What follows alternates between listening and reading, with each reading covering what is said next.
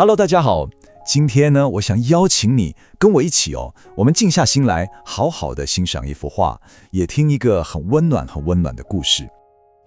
这个故事啊是这样开始的：在一个很久以前的地方，有一棵年纪真的非常大、非常老的树。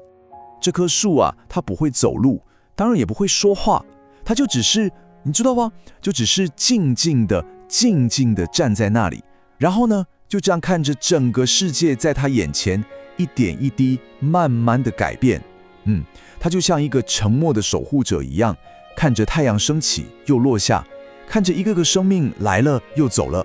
好，那我们接下来就试着用这棵树的眼睛，跟着它的视角，一起来走过春夏秋冬，去感受一下时间是怎么流动的，还有生命的脉搏。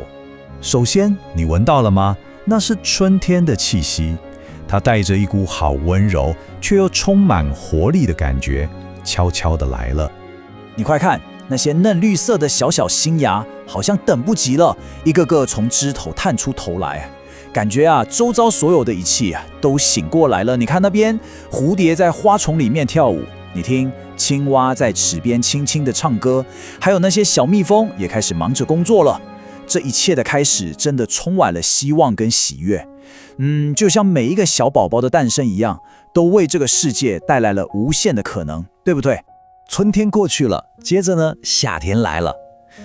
夏天呢是用它全部的热情，给了这片大地一个大大的拥抱，把所有的生命力都推向了最高峰。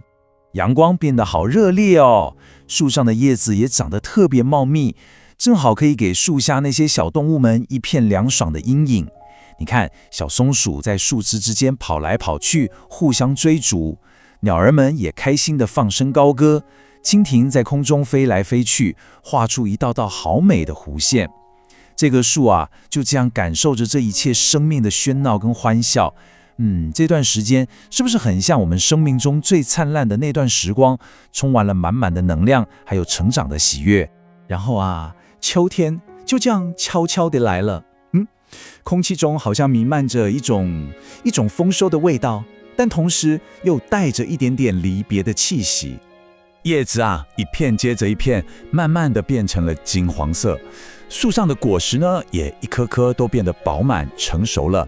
这真的是一个丰收的季节，但同时好像也是一个需要学习放手的季节。你看，有些小鸟准备要飞到温暖的南方过冬了，有些蝴蝶也准备要开始它们长长的旅行，而我们的这棵树就只是静静的把每一个告别的瞬间都记下来，好像把这些记忆全部都刻进了自己深深的年轮里。最后，冬天来了，它带来了是一种宁静，一种沉淀，好像整个世界都轻轻地进入了梦想。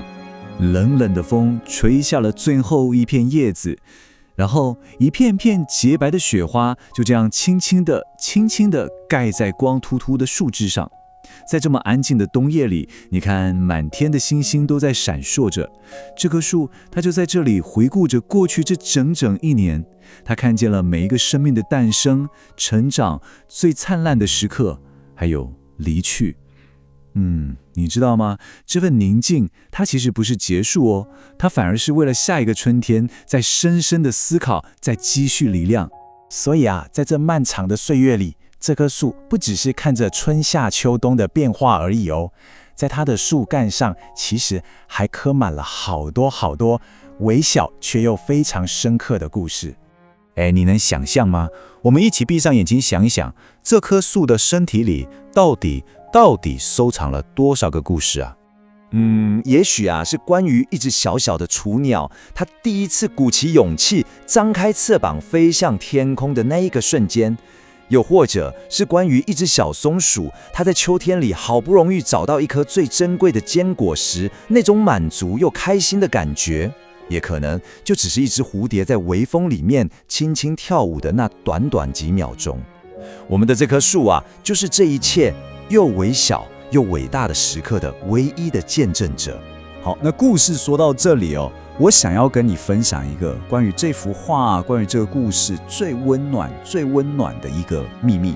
所以当我们回过头来再看一次这幅画的时候，你会发现我们看到的其实不只是一棵树，对不对？我们看到的是生命的流动，是时间写下的故事，是那种成长、告别，然后又重生的循环。这一切其实就像我们自己的人生一样。而这个这么深刻又这么动人的故事，你知道吗？它是来自一位7岁孩子的画笔。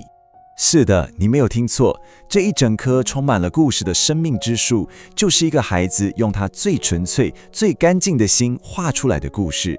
而这份纯粹，我觉得它也温柔地提醒了我们每一个人，生命啊就是这样来来去去，可是能够存在，能够去爱，能够去感受，光是这一件事情本身就已经是多么多么珍贵的一件事了。那在这个故事的最后呢，我们也想很温柔地邀请你跟我们一起来做一个小小的练习。下一次，当你看见你家孩子最近的创作时，不管那只是一张随手的涂鸦，或是一个小小的手作品，你能不能也试着像我们今天一起欣赏这幅画一样，就只是静静地看着它，感受它，试着去想一想，你的孩子他想透过这个作品告诉你一个什么样的故事呢？我们真的很期待你可以在下方的留言区跟我们分享你的感受，还有你的发现哦。